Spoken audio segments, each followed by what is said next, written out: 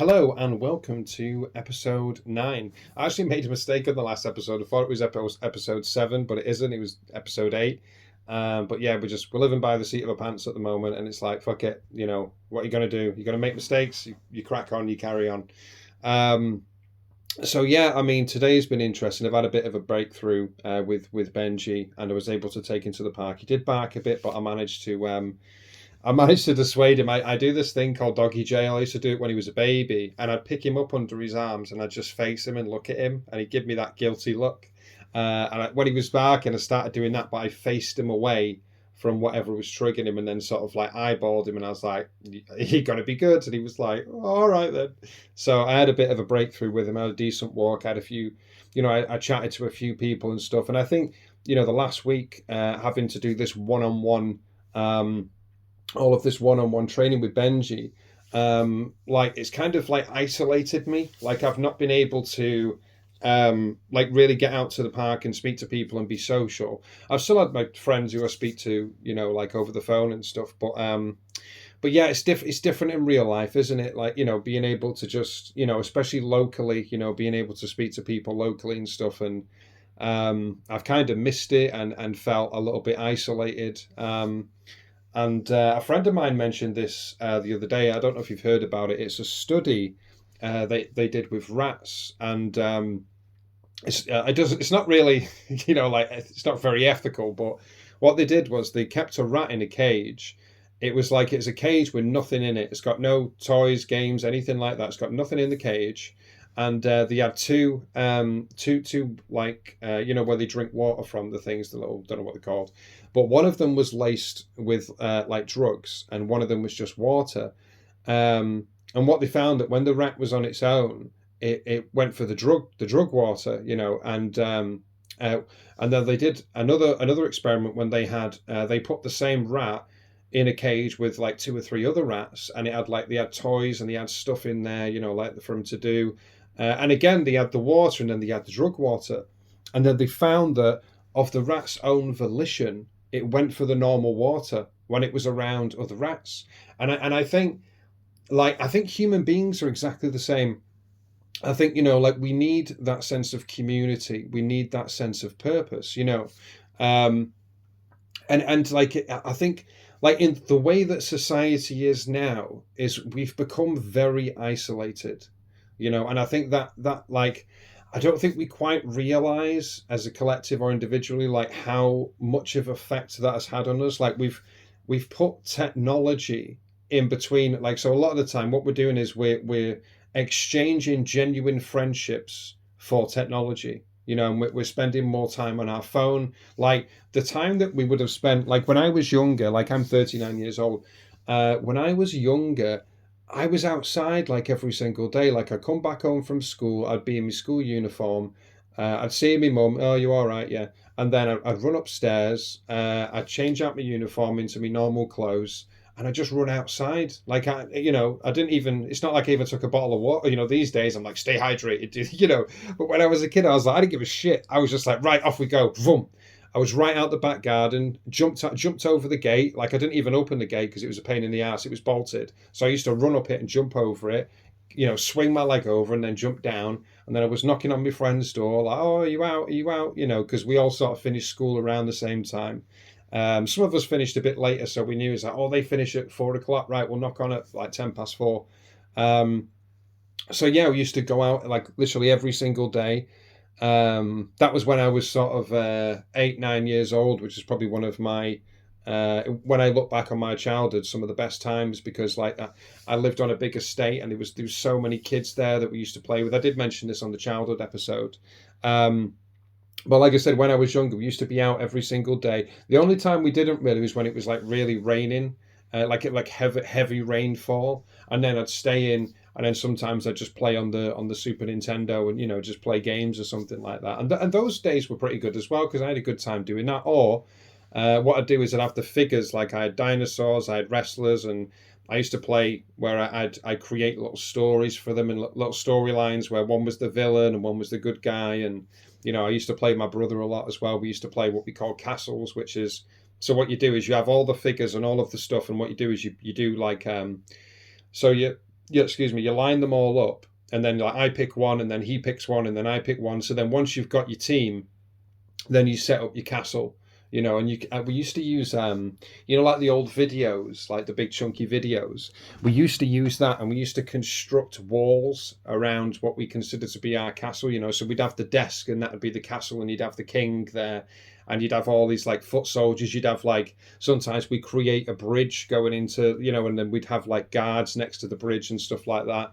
And we'd create characters for the different wrestlers. So even though they were wrestlers, we didn't always keep them as like the names that they were, called him something different, like, but like back then, I tell you what, I had a really good imagination. And I don't think it's unique to me. I think kids do have great imaginations, but I think it needs to be nurtured and encouraged. Because like if you are just, scrolling, and because I see a lot of kids now, like where like I see this happen so often, where the parent just gives them like a tablet or the phone, and they're just going on YouTube videos, and they'll click on it and watch it for 5 minutes, go to the next one, watch that for 2 minutes, go to the next one, and it's just constant dopamine. But they're not actually like being like, because you talk about like boredom.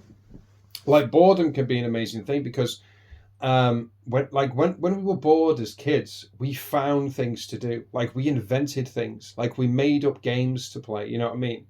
Like even if it was like, you had basic games, noughts and crosses. Marbles was another one you used to play sometimes. Games like that. But we used to make up other games. Like sometimes you get like where you'd say balance something on like, and you'd try and like say you tried to throw a marble at it, and you have to try and hit the figure off the top of this podium or something. But then you created distance. It's a bit like the game where you crumple a piece of paper and throw it into the bin. Like it's about aiming and stuff, but you would get points and stuff. And we just made up stuff like that. And the same when we were outside on the estate, we used to just make up games, like and the imagination was amazing. And I just like I don't think you get much of that today. I think I do see it on the very poor council estates, where the parents are just like, fuck it, I just let my kids do whatever they want to do. But the majority of parents now are very fearful. And they don't let the children go outside because they sort of fear that they'll get kidnapped or something will happen to them or whatever. But years ago, there wasn't any of that. You just like yes, there was risk involved, and I suppose there was a certain amount of danger, but the kids were very street smart, and not only that, everyone knew each other. So like that's the thing is.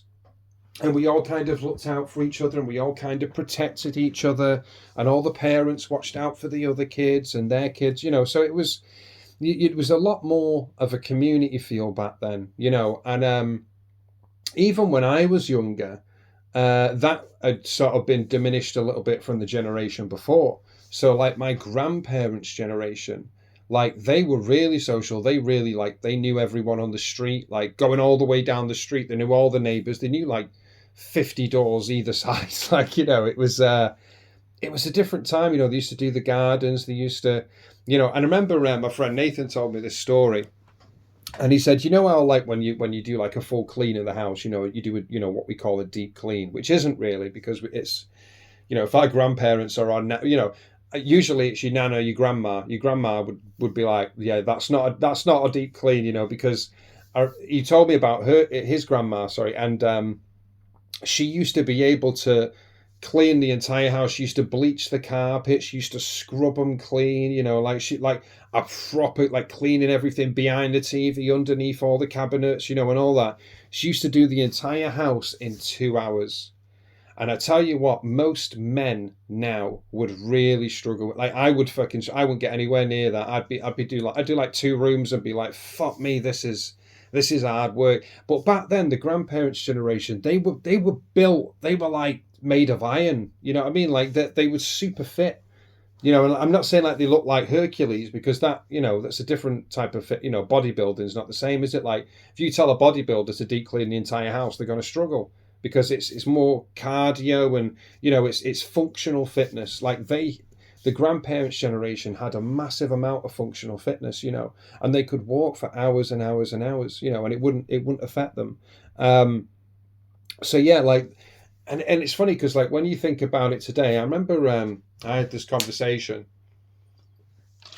One of the things that I love to do is I love to read autobiographies because I like to read about.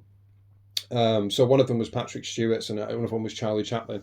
I like to read about what life was like 80 years ago, 100 years ago, because a lot of people get bogged down and think that, well, we're living in the worst times ever in human history, and it's like, no, we're not, because you're living in a time of abundance essentially. But the question of not the statement, but the question of, are we living in the worst times? Are we living in the best times? Are we living in something in between? That question is very interesting because there's things that are for and against.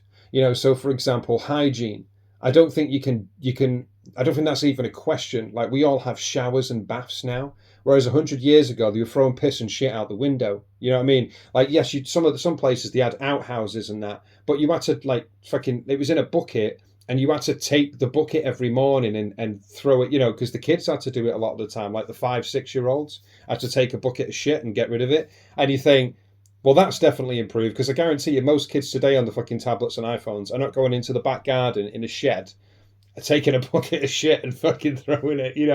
There's no way that they'd be like, oh my God, so they're not doing that. So hygiene has definitely improved.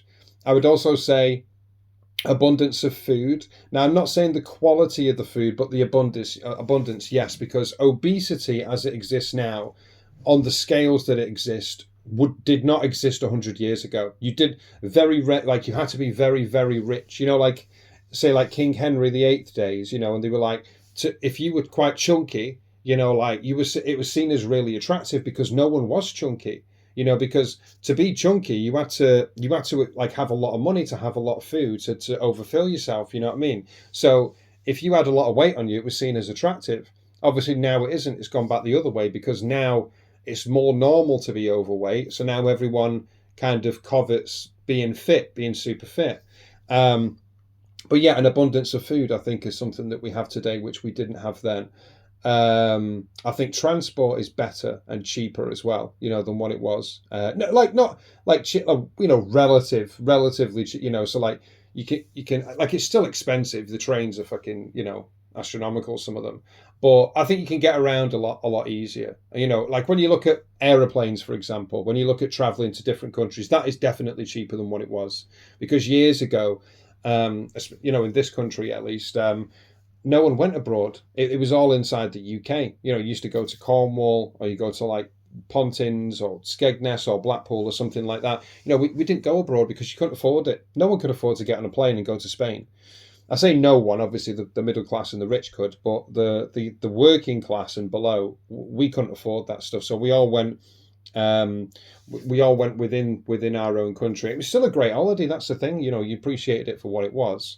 But yeah, that's another thing that's improved, is that you can see the world now. Like you can get an EasyJet plane for 120 quid and go to, to whether it's Holland or France or Spain or whatever, and that's unheard of. That is, that's never happened before in human history. So, I think being able to get around the world is something that we can do, which is an amazing thing, to see other cultures and see how other people live. And, not, sometimes when you've not been outside of the country, I think you can be very close-minded and think, oh, well, this country is the best in the world and nowhere else. But like I said, yeah, but have you seen other countries? Because for me, seeing a place on TV or on a holiday channel or whatever is nowhere near the same as going to a place. For me, you have to go to a place to experience it. And I've been lucky enough to go, I've been abroad like 20 or 30 times, and I've been around the world. And it really opens your eyes, when you talk about someone being worldly. It means that they've experienced a lot of different cultures, a lot of people, and it humbles you quite a bit as well, because you realise that, oh, actually, other countries are doing this better than what we are, and I actually prefer this and I prefer that, and the food around the world, is like, I still love British food, don't get me wrong, and weirdly enough, we're seen as having bad food, which is like, no, because like the friends who are American that I have, the ones who I have a few friends over there, and they visited this country and they love the food. They love it, the Sunday roast and the breakfast, and they love it, and I think it's the perception of it, not the experience of it. And that's the same with me going to America. It's like some things America do amazing. They do the grilled stuff is really good. The chicken they do is really good. The sauces, blah blah blah. And then there's other things that I think they do that are terrible, like the breakfast. I think they're horrible. Like, and I think having like donuts for breakfast, like custard donuts, and oh, that's just horrible. I remember I was in Florida, in the Hard Rock Hotel, just near just around the corner from Universal Studios, and we were in the top. We were lucky enough to get a deal. Like I'm not rich, but a friend of mine, he knew his cousin was like a travel agent thing, and he got him a deal on like the penthouse suite, and we had our own little breakfast bar, and it was filled with fucking donuts. And I thought, you know what? I'll give it a go just to give it a go because I'll try something once.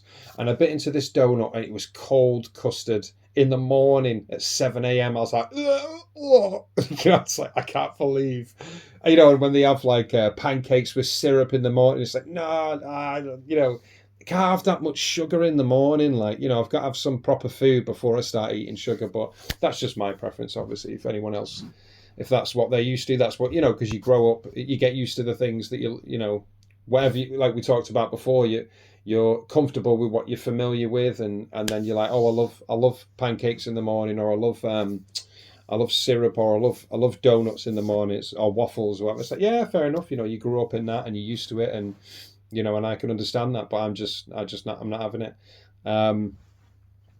So yeah, what was I fucking talking about? I'm trying to roll it back now. Yeah, so like, seeing different countries, it definitely opens your eyes to different cultures and to different types of people, and just people in general, just getting to know people.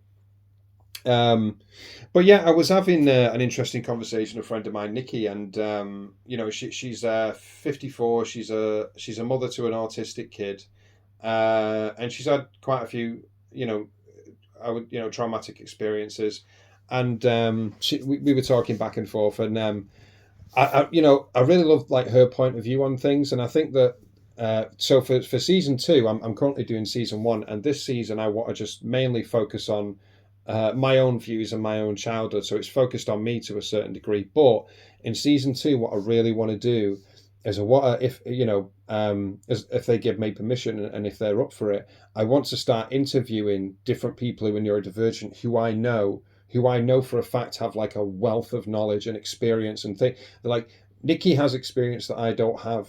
First of all, she's a woman, she's a mother, and a lot of the issues that I deal with is she sees it from a completely different perspective, and I think she would be great to be able to do an interview with her, and I definitely want to have interviews with like more of my female friends, although there is a couple of my male friends as well, but I think it's interesting to get the female perspective, and I think as well because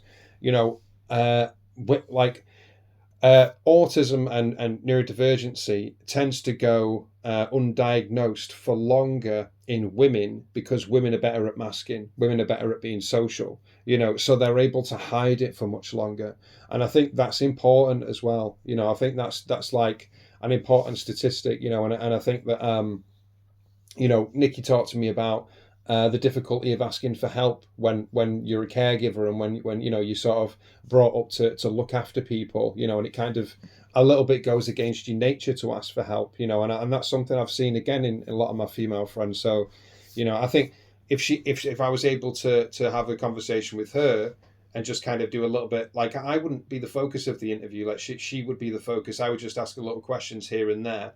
I think a lot of people would find her interesting, like her energy and everything about it is amazing, like and I think a lot, and she still has struggles and things that she's fighting herself with, and I think a lot of people would see similarities and it would resonate with them. So for me, season two, I'm really looking forward to season two. I've got some like exciting things coming up, but for this season I'm focusing on me, and I just want to get my views out there so people know who I am before I start switching the focus away from me and start going back and forth with other people, because that'll be like the next step.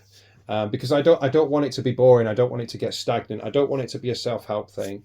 I want to keep it as experiences and keep stories in there, and have genuine emotion in there. People can feel, what I'm saying, where it is raw. I'm not editing any of this stuff, like I'm not, unless something like massively disrupts me, which I think has happened a couple of times. I've had to pause it and then splice the video into two, which is, but it's still genuine, and I'm not going back and just editing bits in. Like, this is one continuous stream, like this. I want this to be raw. I want this to be real. I want people to listen to this and think, you know, I'm not hiding anything. You know what I mean? Like, if I make a mistake, I'll just apologize, and I'll just move on, because I want this to be like real life. I want this to be, you know, I think that sometimes there's a facade presented, especially on social media, of, and I have spoke about this before, if you presenting a fictional story of what someone's life is, and it's not real.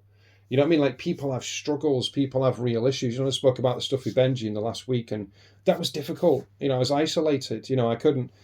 How am I supposed to get stories when I can't fucking speak to people? You know what I mean? But I still had to crack on. I still had to carry on. I can't pretend that stuff doesn't exist and just say, oh, well, just forget about that because it's background and we're talking about, boundaries. It's like, no, I still have to include it because it's part of my life. Like, I want it to be real. I don't want people to, I don't want people to think that my life is some easy breezy fucking thing, because it's not. Like, I've been able to like make progress in terms of myself, my own self development, and the things like I talked about, the 5 or 6 different things that you can do to make your life easier. But it doesn't mean that life is just easy all the time, because it's not, because we still all have emotions, we still all have the ups and downs. And sometimes we have to deal with difficult things. And I was lucky today. I had a breakthrough with him, and I felt like, actually, fucking hell, that's actually worked. But up until like last night, I was like, I don't know what to do. When you just hit a brick wall and you think, I've tried everything. I don't know what to do. And sometimes you just got to hold your hands up and say, I've done everything that I can. I've done the best that I can. Like, I can't do any more than this. I've tried my best. I've tried everything. I've sacrificed everything that I can think of to try and help him, to try and do what's best for him. I'm talking about a dog, but people can say the same thing about kids. It's like, I fucking tried everything, but like, sometimes you just got to say, look, hopefully an answer just presents itself to me. I've just got to trust. And I think that's where the spirituality comes into it, where it's like trusting something other than yourself, where it's like, like, you can do absolutely everything right, but it can still not work out, and I think that can be, without some sort of faith or something to fall back on, or some sort of belief system, life can be very difficult, because you can spiral off that and be like, why God, why, or why universe, or why is the world like this, or why is the world shit? You can spiral after doing that. And I think with me personally, having that backup of spirituality is like, look, I've reached a brick wall. I've got nowhere else to go. I've done everything I can, and I've just got to hold my hands up and say, you know what, whatever's going to happen is going to happen. And I've just, maybe, like, sometimes it's like, well, time will tell. They say time is the greatest healer. And sometimes you just got to let a bit of time pass and just say, right, well, we'll just see how this develops. Like, I've run out of ideas. I've tried absolutely everything. We'll just see how this develops.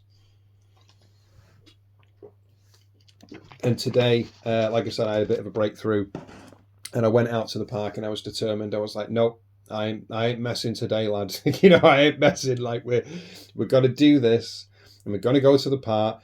I've had you isolated for a week with me, training you. Great. I'm happy to sacrifice that. But now we're going to go back, and we're going to be social again. And we're going to work on this barking thing. And like, varied success. But I felt like it was progress. Like, you know what I mean? I felt like we made a bit of a breakthrough. So that was good. One of the things that I thought about focusing on actually was what I spoke about before. I talked about autobiographies, and I spoke about Patrick Stewart, and the comparison between, they say comparison is the thief of joy. But actually, I think when we compare to the past, and we go back 100 years, I think it can actually produce like gratitude, because I think we do lose sight of some of the things that we have now that we didn't have before, like central heating, for example. Like, years ago, we were all using, we had like the chimneys and stuff. We were all using the old fires, weren't we? Like log fires and stuff. Like, we didn't have central heating, so that's something that that's been, progress. Whereas, you can still, you're not freezing in the wintertime kind of thing. clothes. I remember a story that Patrick Stewart told me about a friend of his, and what did he used to call him? Something like Booty something. He basically what the story was they had this friend and he always wore the same pair of boots, and it was this old, it had holes in it and scratches and scuffs everywhere, and it was the same boots that his grandfather had. And it's funny, it's like, I think it was like army boots or something. They lasted a long time, and he passed them down to him. They didn't even fit him. They were like 4 or 5 sizes too big. But he always used to walk around in these big pair of like army boots, which was obviously hilarious to kids when you see that. But because that was the only pair of shoes or boots or anything that he owned, he used to wear it like in the like the summer days, like in the hottest days. He had to wear the boots, like in the winter, all year round. He had to wear those boots. And you think about, would you see that today? I mean, in like Western civilization, you wouldn't see it. That's the thing. These days, how many pairs of shoes do some people have? How many pairs of trainers do you have? Or it's very rare do you have just one pair. So that's something that you have an abundance of, like clothes. Excuse me, because like back then, a lot of the time, you like if you were living poor, like if you were living, if you were proper like council estate type of thing, and he lived in what was called a one up, one down, which was basically just one room on the bottom floor, one room on the top floor, and he always used to sleep in the same room, and I did that when I was in the women's refuge, and you do get used to it, you do get used to it. That's the thing. You climatize to the times that you're in, so you have to sleep in the same room as your parents and stuff, and all that sort of thing. But you do eventually sort of like, well, it's just normal, isn't it? And I think that's the thing as a kid, you adjust to whatever, because you don't know any better, do you? Like when Patrick Stewart was a kid, he didn't know any better. To him, and he didn't even have a toilet in his house or outside. He didn't even have an outhouse. What he had was, there was down the road, there was a public toilet, which was like a shed, that I think like one side of the, or like I think it was like they said 7 or 12 houses, they had one, and then on the other side of the street they had one on the other side. So whenever he needed to go to the toilet, he had to leave his house and walk down the street and go to the public one. And it was funny because what he said was, because he was in a one up, one down, he had no privacy. Everyone was always around him, and he used to read books. But back then, reading books was like a massive offense, because used to get bullied for reading books, because like kids who lived in poverty do not read, or they didn't back then anyway. Obviously they do now, but it was seen as like this thing that you would just people would take the piss out of you. So what he had to do to hide it is he had to hide the book, and then he'd walk down to the shitter, the public shitter, and he'd sit in there and he'd read his book while he was in the outhouse, and he used to sit in there for hours. Sometimes someone would knock on and he'd get out, yeah, and then he'd go back in and continue reading his book, because he had to hide it from everyone. You think about that, mate. Like, think about that as a lifestyle. Norman Wisdom, I remember reading his autobiography, fucking amazing life, but he lived in absolute poverty. One of the greatest moments of his entire life, he said, this is his entire life, and bearing in mind he went to 100, or I think it was like 98, 99, was when he was a young kid, I think he says 7 or 8 years old, and there was a film crew that came to film like I think it was like a local series or something, and they had like barricades where he couldn't, but he said he stood there he went there every single day, and he stood at the barricade and he just watched them, and he said it was one of the greatest moments of his entire life. Like he said, I couldn't believe it. And you think about that, like and some of the stuff that he went through. They literally did not have a pot to piss in. That's the funny thing. You know where that comes from as well, the pot to piss in thing. I actually looked this up one time, and people used to sell pots with piss in. They used to sell, like, it was, if you didn't have anything else to sell or to trade, that was seen as like the lowest thing. So you got a pot and you sold your piss, basically. I think it was like to farmers or something like that. But if you were really poor, like, you couldn't even afford the pot, which is where the saying comes from. You don't even have a pot to piss in, because that's like the poorest of the poor. You can't even afford a basic bowl to piss in. And that was just an interesting little segue. Sometimes I'll find, so like, the little, what is like slang terms or colloquialisms or whatever you call them, where, I look them up and I wonder where that comes from. Like, I wonder like who came up with that. Because it's great, isn't it? Because like it's passed down from generation to generation to generation, all of these little, and we just say them. And a lot of the time we say them and we don't think about them. We talk about neurotypicals tend to just do things without necessarily thinking too deep, and neurodivergents do it as well. Like, how many of them do you know who look into things quite deeply like that, where they're like, oh, I wonder what that means, or I wonder what this means, I wonder where this is from. I'm sure some of them do it, like, but not all of them do, is what I'm saying, based on my experience, my friends, because a lot of them are like, I didn't know that, and I didn't even think to look that up. And it's like, yeah, it's fucking interesting, like, but like when some of these like slang sayings came into like how they got famous and things like that. And there's wisdom in language, it's like it's all around us. And I think if you're looking, I think it's just about asking questions a lot of the time, being curious, because you can find interesting facts anywhere. Did you know there's more trees on the planet than there is stars in the galaxy in the Milky Way?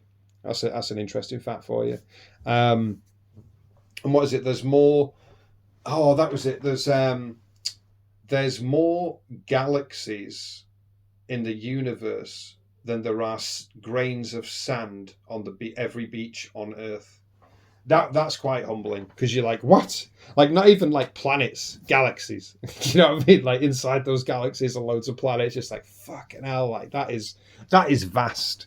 And I don't think as human beings we're actually we're meant to sort of like understand that, quantifiably. I remember looking up about how do I understand what a billion is, and Google AI said to me, it said, if you imagine withdrawing £10,000 a day, it would take you 274 years to reach a billion. And I was like, whoa. So it's like, wait, so 365 days a year, 10,000 grand a day, 274 years constantly, that's a billion. That's all that, like, it's just like, right, okay, yeah, I can kind of see it now. But then at the same time, 274 years is like 3 human lifetimes. So it's like me, my parent, and one of my parents and one of my grandparents would all have to withdraw 10 grand every single day of their entire lives until the end of my life, for the start of my and the thing is, as well, as they would have to start doing it at a baby, wouldn't they, as well, because it has to be because of the span. And we'd all have to live to what, 80, and we'd have to do it every single day, and it'd be the entire 10 grand a day of the, like, it's just fucking mind-boggling, isn't it, really? Really difficult to contemplate numbers like that, and the vastness of the universe, and the size of the sun. And our sun's not even a big sun. Like, there's huge fucking suns that, like, ours is actually relatively small compared to some of the suns out there. And when you see like a comparison of it, it's like, this is our sun, and then it moves around to like a massive fucking thing, and it's like, what? Like, that is too much heat. Like, that would burn I'd burn the arse off you, like. But yeah, it's interesting. I find things like that. I find these little facts that, like, I suppose kind of make you feel small, but at the same time, I don't mind that, because because I think we do, like, the ego needs to be humbled, doesn't it? Where it's like, well, I'm not the biggest person in the room. I'm not the biggest person on the earth. Like, I'm not. Everything does not revolve around me. Like, there's a big universe out there. Big is putting it lightly. There's a fucking vast, infinite universe that keeps growing, is constantly growing, and then also dying at the same time. So it's constantly expanding and contracting, expanding, and it's like,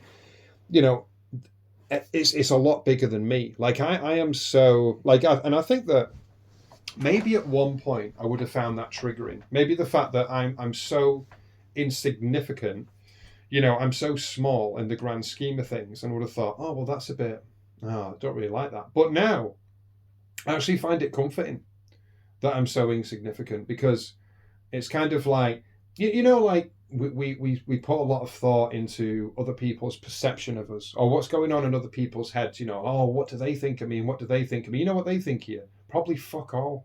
Because, like, Not everyone is looking at you and being like, right, let's create a little story. Like you're not as important as what you think you are. That's the thing. Like all you think way more about yourself than anyone else does, and that's a fact. Way more than anyone else does. Like other people think about you maybe 1%, and you're 99, the other 99%. So yeah, that's the thing, and I find that comforting because it's like, look, as much as you think, and it's not that people don't care about you because they do, but the average person doesn't give a shit what you're wearing. Like I remember, this was quite a funny story as well. I remember, so when I first met up with the dog group, we had like a night out at a pub, and I'd known him then for about 2 months, right?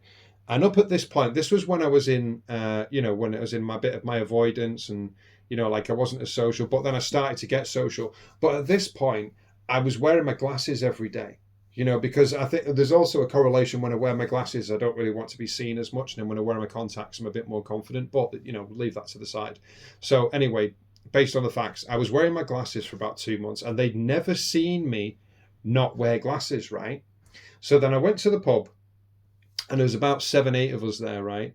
And they didn't recognize me, because like usually I'm wearing like, I'm just, because what I call the dog clothes, which are just like jeans and me coat, and I have me slingy thing for throwing the ball, and me crappy trainers and all that. So I don't look, like it's one of them. It's like, well, I'm in the park to just play with the dog, so I have to wear clothes that will get dirty.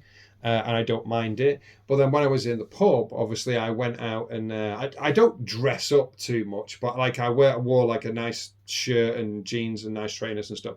And people didn't recognize me, and they were like looking at me, like blinking at me. And it was funny, right? And so eventually, like, obviously introduced, like, oh yeah, it's you, innit? Oh, you look really different. I don't recognize you because what it was is, well, I always wear a hat.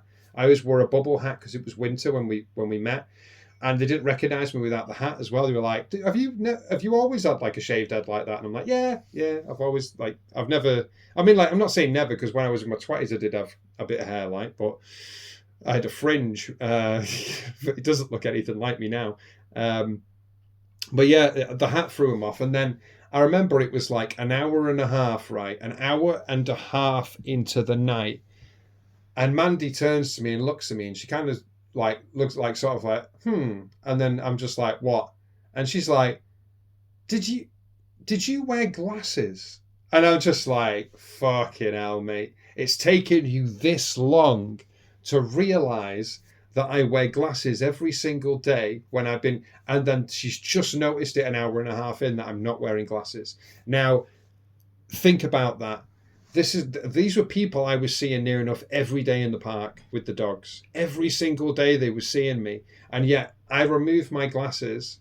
They don't even notice, and like that's that, because that for me was a bit of a wake up call. It was like, shit, like people don't notice your physical appearance as much as what you think they do. Like for me, I think people like, I think maybe it depends on the people, but I think the ones who are close to you, because strangers don't tend to notice that stuff anyway. They don't like notice everything that you wear, and people are very sort of that they don't take in details like that. Kids do. Kids are very good at that. They'll take in, oh, I like your tray. Oh, I like your t-shirt. What's that?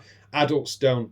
They're too wrapped up in their own world to give a shit about what you wear, and but anyway, as I digress. But I was seeing them every single day for 2 months solid, and I think like once she said that to me, I was like, fucking hell, like, because I was thinking, oh yeah, should I wear this and should I wear that? And to be honest, any of those, whatever I wore, it wouldn't have mattered because I'm still me. And this is the point I'm making, right? Is that people don't remember what you're wearing; they remember your energy, they remember your essence. So like, it's when you come to the park, they remember you as a person. It's not about what's on the outside. It's what you bring into the group. You know what I mean? What sort of person you are. They remember that. So they'll see you and they'll smile. When they smile, they remember like who you are as a person. You know what I mean? Then little memories will go through the head about, oh, we had this little conversation or this little. That's what it's like. So you're recognizing energy, not clothes, not whether I'm wearing glasses or not. And that's the thing, is like we spend a lot of time deliberating over what we're wearing or what we look like, but to the people that matter, that doesn't matter. It doesn't factor in. It doesn't matter. You could come in there wearing joggy bottoms and fucking a scarf and look like a snowman. It doesn't matter. Like, it doesn't matter what you look like. You know, it's your energy. You know, I like if you said to me, oh, they say this person, there's a girl, there's a well, she's not a girl, she's a woman in her like 40s. She's got two kids called Sam, and say, could you tell me three outfits that she was wearing? And I've seen her about 30 or 40 times. Could you name three outfits that she was wearing? No. I could maybe one or two, like she was in jogging bottoms at one point because she'd been jogging. That I only remember that because she told me she'd been jogging, not because I took particular interest in what she was wearing. It's just because she told me she'd been jogging and she'd been exercising. I kind of noted that down as like, oh, so she does jog around the park. Like I know some people who do jog around the park. So yeah, I wouldn't be able to tell you three outfits. And that's the thing is like, that stuff doesn't really matter, does it? Why does what you're wearing matter as much as what sort of person you are? It doesn't. And people don't remember that stuff anyway.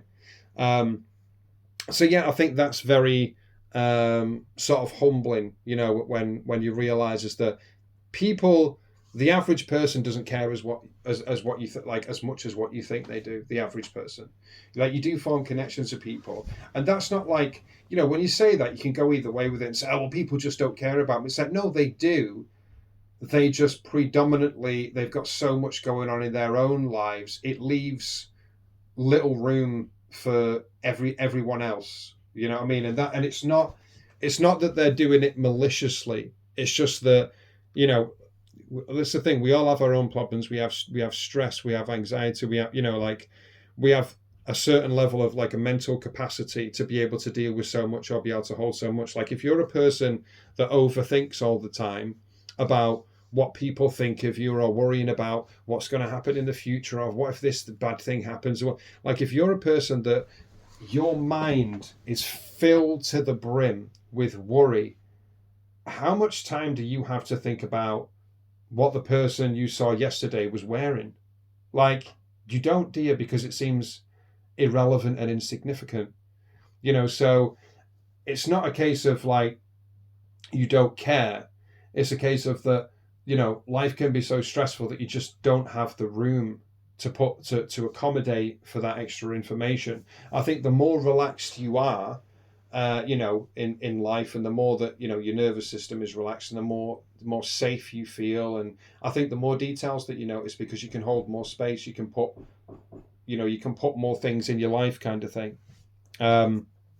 So yeah, it's I think it's really interesting, and I think, like I said, going back into the past and appreciating like what our grandparents' generation went through, and appreciating how tough they were as individuals, you know, and how strong and how resilient they were, you know, and like they didn't have the knowledge that we have today. And that's another pro that we have today is that we have endless knowledge. Like it can take you like 2 minutes to look up the answer to any question. You know, like you can find out how to make pottery, or you can find out how to sew, or you can find out, you know, how to make your own hat or whatever. Like those skills were only passed word of mouth up until what, like 30 years ago, you know, and now you can look it up on YouTube and just learn how to do it. You know, you can learn how to do like upholstery, or, you know, like these skills were kind of like guarded secrets up to a point, you know, and now that's the thing. You can be anyone that you want now. You know, the opportunities are there. Like knowledge is at your fingertips. It's like, it's an amazing thing, but it can also be too much of a convenient thing, because when you have all the knowledge at your fingertips, you don't feel the need to actually absorb the knowledge, you know, because it's already there. It's like, why do I need to learn how to do maths when I've got a calculator literally in my pocket the entire time? Like, I don't need to, you know.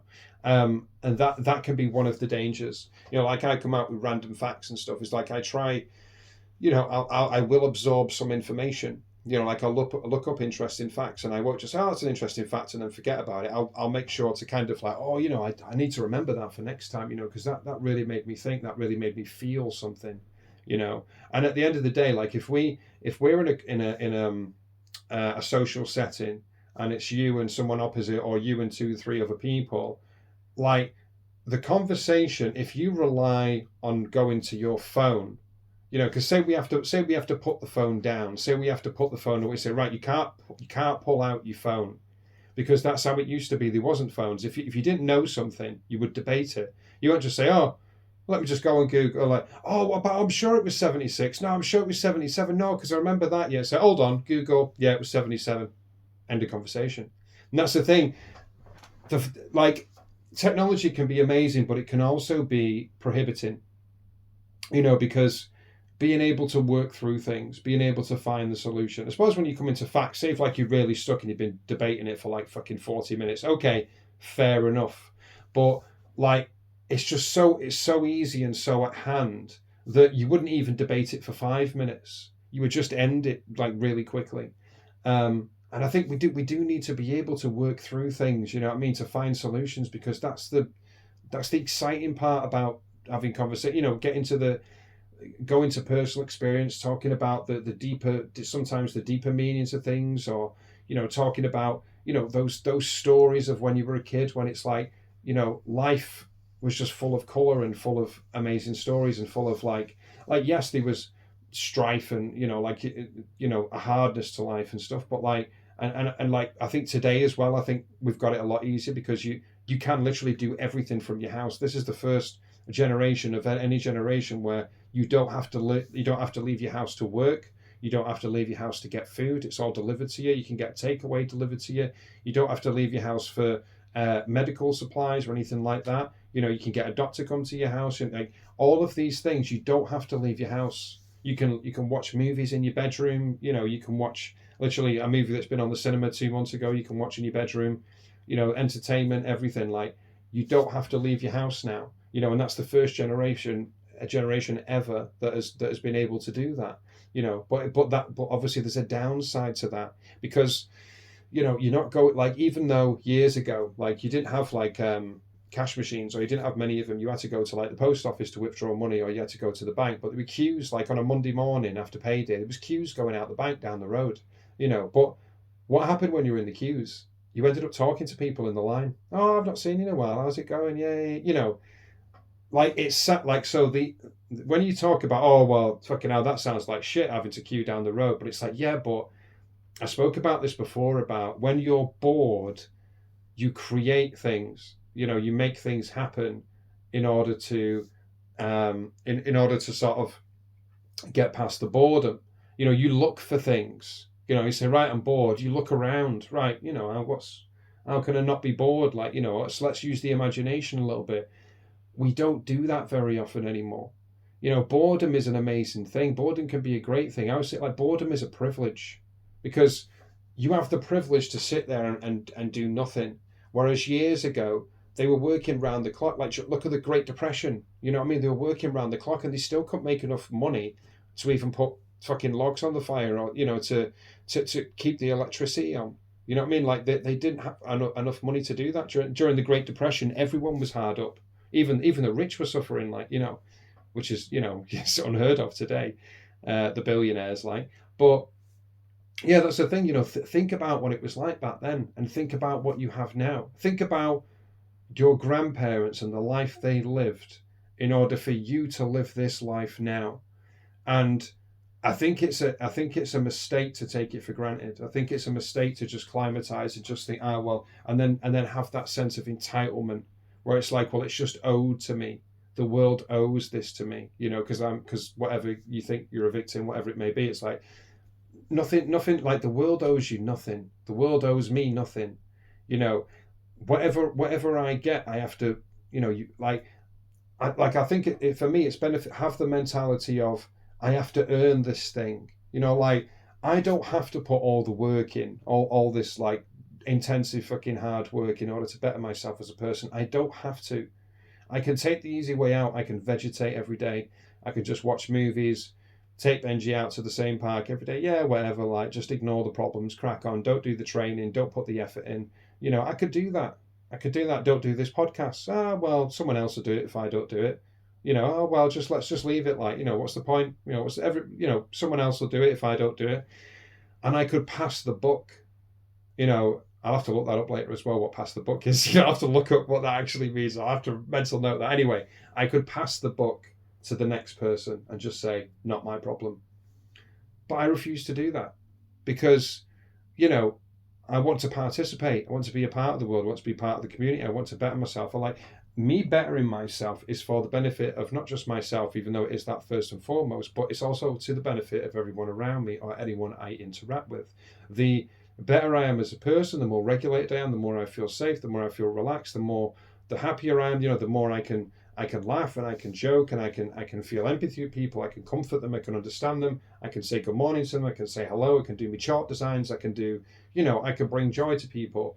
And speaking of chart designs, actually, some kids actually did their own chart designs, were inspired by what I did, and they imitated like the rainbow and did other things as well on the ground. And I was like, I saw it when I was walking around the park. I think it was a couple of days ago. I was like, oh my God, some kids responded to me. Yeah.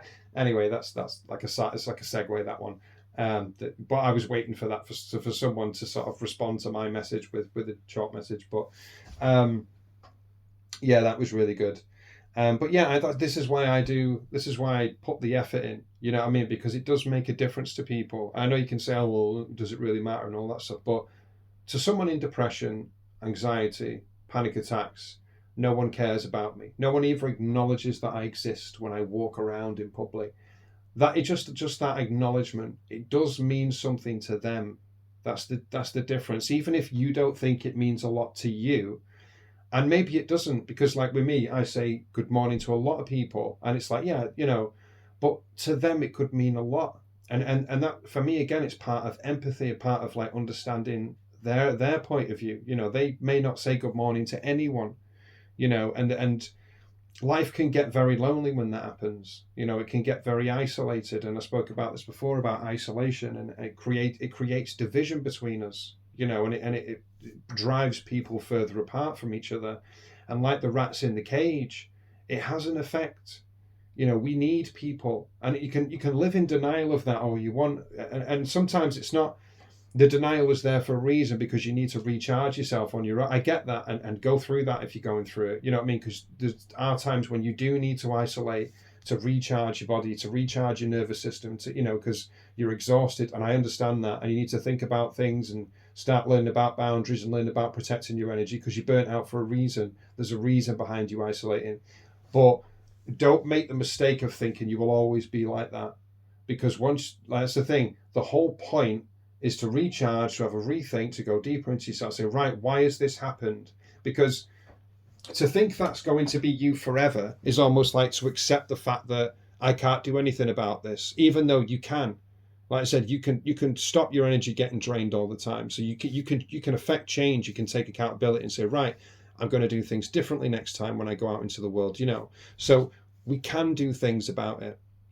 We're not just stuck in this cycle of, well, I'm just, no matter what happens when I go outside, this is what happens to me, and there's nothing I can do about it. It's like, well, that's not everyone's experience. What about talk to like with threads and things like that. Talk to people online about their experience and see, see how they're going through it. How are they being social? How are they surviving out there in the wild? But that's the thing. I remember, I can't remember where I heard it actually, but it was this phrase, and it's everything is figure outable, no matter what it is. Any problem that you have, any issue that you're having, like even like with Benji, when you hit a brick wall, sometimes it just takes time for something to sink in and for it to click. But every single problem that you have is figure outable. There is no single problem where you will be stuck forever, because one of the only permanent thing is impermanence, which means that nothing is permanent, nothing. So no matter what the emotion is or what the state you're in right now or whatever, nothing is permanent. And the thing is, you can kind of take solace in that, where it's like nothing lasts forever. So sometimes some people think, oh, that's terrible, I want to live forever. It's like, no thanks. I don't want to live forever and see everyone I love die, and then see all the human race die, and then it's just me at the end, just sat on a fucking rock that's like desert, like Mars basically. Nah, mate, that's shit.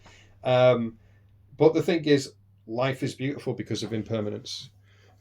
Because everything that you see, you look at the seasons, you look at flowers, you look at trees, you look at how the trees, they eventually go brown and then they fall off and then, they grow again. And, it's like the cycle of life and death, or the circle of life, as they say in The Lion King, the circle of life, like it's part of why because everything is finite, because everything has an end, a beginning and an end, and then rebirth.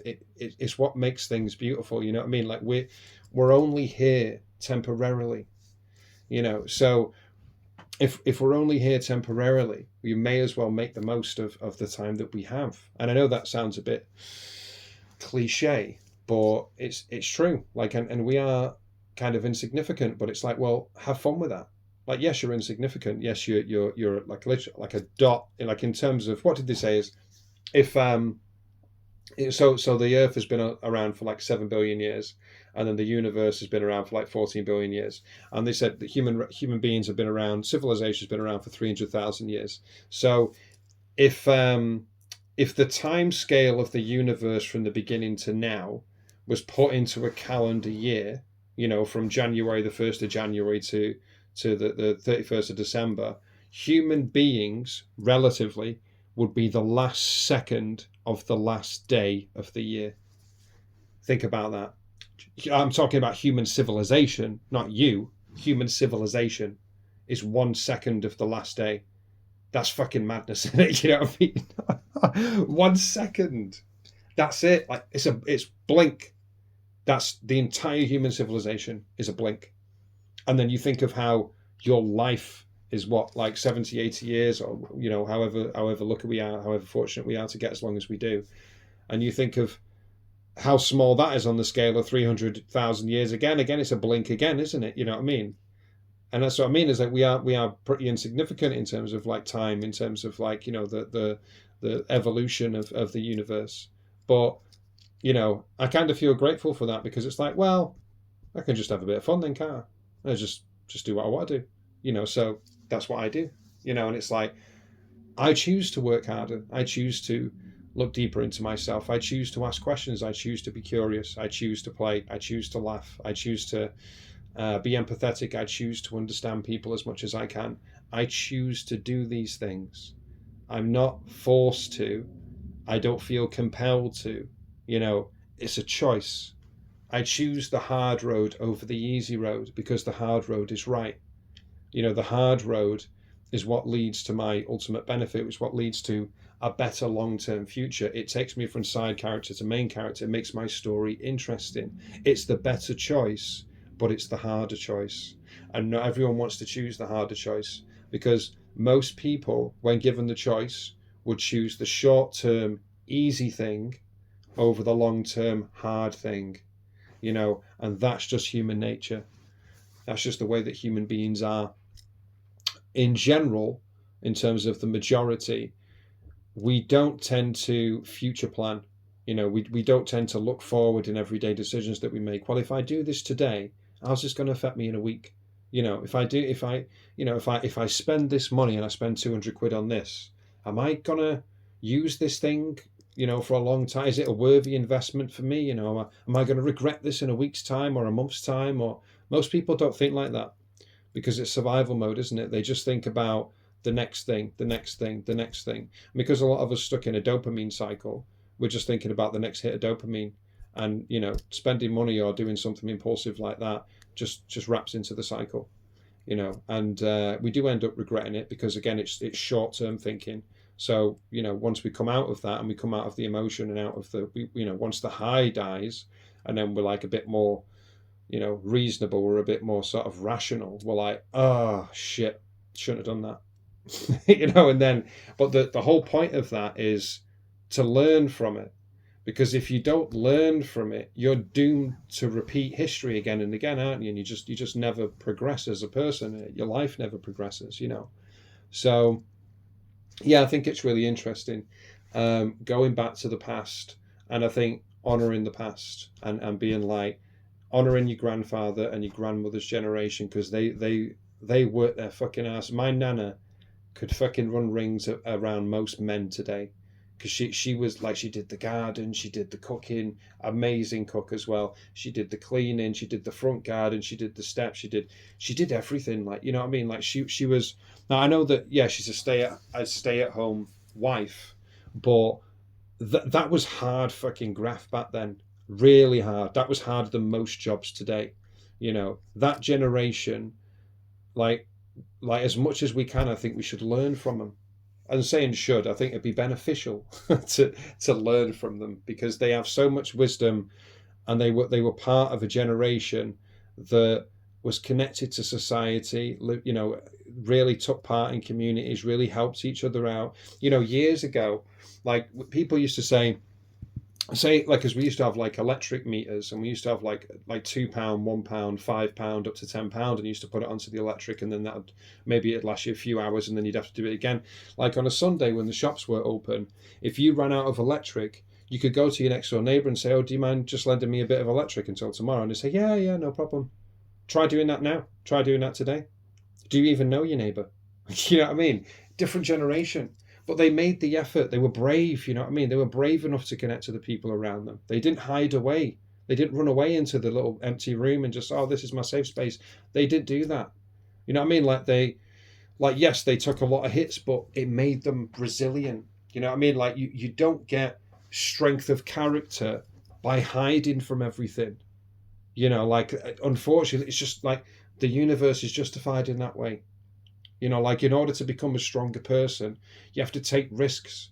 If you're always playing it safe, and you never get yourself out there and just chat to people and follow your intuition, you know you become a side character by your own choice, by your own lack of choice. Even no choice is still a choice. Inaction is still action.